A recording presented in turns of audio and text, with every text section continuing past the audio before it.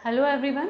In the last class we were seeing for the predictive parser, जिसमें हमने देखा था कि एलएल के पार्सर्स क्या होते हैं। उसमें हमने देखा था LL1 क्या है, LL2 क्या है, LL0 क्या है। Okay, and different variant we can discuss और we can have various other differents, but why we are only talking about the LL1? The reason behind this is because the LL1 parser is used for the compiler construction. So that's why we are only discussing the LL1 parser. Okay, so this is the structural diagram for the LL1 parser. ये आपका LL1 का structural diagram है and it seems very similar to the push down automata. Okay, बड़ा similar उसके ये दिखता है। यहाँ पे firstly we will have the input string. जो भी आपकी इनपुट स्ट्रिंग होगी वो हमें यहाँ पे गिवन है, जो एंड होगी आपकी डॉलर सिंबल से। डॉलर आपका रिप्रेजेंट करेगा राइट एंड मार्कर को। अगर हम डॉलर पे पहुँच जाते हैं तो हमें पता चल जाता है आपकी स्ट्रिंग क्या है, पार्स हो गई है। यहाँ पे हमें एक स्टैक गिवन है। इस स्टैक का this is the start symbol, this is the start symbol, stack start symbol this is, and in this stack we put the non terminals हम देखेंगे। and by seeing the top of the stack, ये चीज़ यहाँ से LL1 का आपका parser algorithm इसको read कर रहा है कि what is the top of stack, and here it will see what is the input symbol, और स्ट्रिंग का आपका इनपुट सिंबल क्या है। After seeing both of these things it will go in this table, LL1 parsing table. ये parsing table आपकी help करेगी decision making में कि आपको करना क्या है। उसके बाद जो पार्सर एल्गोरिदम है ये आपका बेसिकली एक तरह का एक्सेप्टर और रिजेक्टर यू कैन से, या तो आपकी स्ट्रिंग को एक्सेप्ट करेगा या आपकी स्ट्रिंग को क्या करेगा, रिजेक्ट कर देगा। और यू कैन से येस और नो में ये रिप्लाई करेगा कि या तो आपकी स्ट्रिंग पास हो गई है या आपकी स्ट्रिंग पास नहीं हुई है। जो ये पार्सिंग टेबल है, this will be built on the behalf of the two main functions in the LL1 parser, जो है हमारे फर्स्ट एंड फॉलो, जिसको हम देखेंगे कि फर्स्ट और फॉलो हमें कैसे कैलकुलेट करने होते हैं। ओके, सो LL1 पार्सर इनके बिहाफ पे आपकी बनेगी।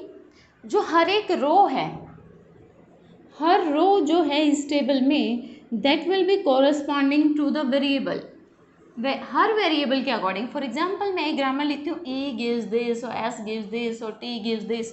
सो हर वेरिएबल के कॉरस्पॉन्डिंग यहाँ पे एक क्या बनेगी, रो बनेगी।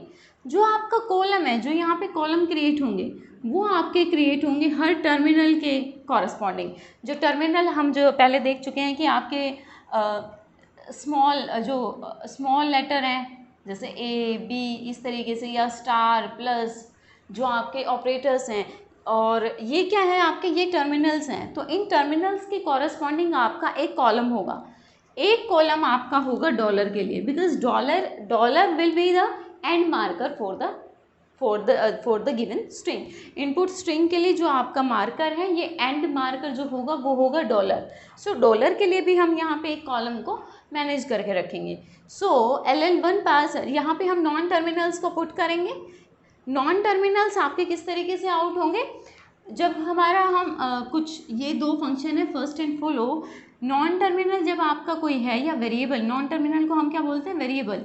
अगर आपका वेरिएबल है उसके बिहाफ पे यहाँ पे अदर सिंबल जनरेट होंगे, यहाँ पे आपके सारे नॉन वेरिएबल रखे जाएंगे।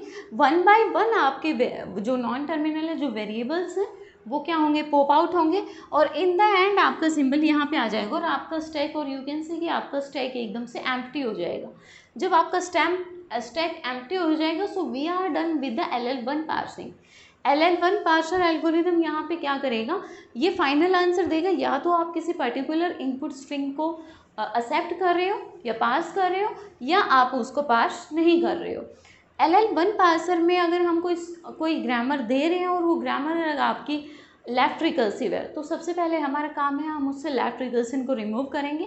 Then we will try to pass particular strings, और then we will try to give that particular grammar to the LL1 parser. ठीक है, सो अगर हम बात करते हैं कि इस टेबल का साइज़ कितना होगा, जो हमारे पास टेबल है यहाँ पे, इस टेबल का साइज़ कितना होगा। सो table size will be number of variables into number of terminals plus 1। ये 1 किस लिए है? ये 1 है आपका डॉलर सिंबल के लिए, ठीक है। So this will be the table size in the LL1 parser. जब हम आगे LL1 पार्सिंग हम करेंगे, हम फर्स्ट और फॉलो को कैलकुलेट करेंगे, तब हम देखेंगे कि ये टेबल का साइज़ कितना है। तो टेबल का साइज आपका होगा number of variables into terminals plus 1. This will be the table size. So this is the structural diagram for the LL1 parser, and this is how the LL1 parser will work, or in the end it will reply either it is accepting the string, or either it is parsing the given grammar, or it is not, or it is rejecting or not parsing or not taking or not accepting the grammar. Okay.